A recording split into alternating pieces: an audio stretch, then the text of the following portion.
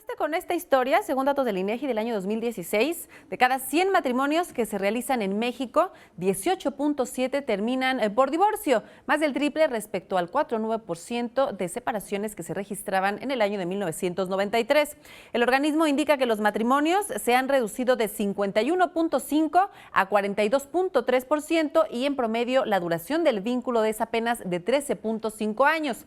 Desde 2015, las entidades donde más divorcios se producen son Chihuahua, Ciudad de México y Yucatán. Si bien los divorcios se han incrementado, también la unión de parejas que viven en unión libre pasó de 8.3 a 16.4%.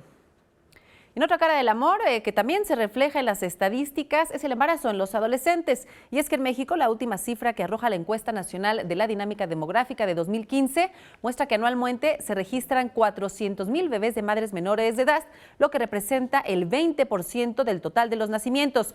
Históricamente, el embarazo adolescente se había presentado en estados como Chiapas, Oaxaca, Guerrero y Puebla, pero ahora hay un aumento en los estados del norte del país. Coahuila y Tamaulipas muestran cifras por arriba de los 10,000 casos por año de los niños nacidos vivos de madres menores de 19 años. En el Estado de México es donde más embarazos en adolescentes se registran, con un 15% del total nacional. Veracruz está en el segundo lugar.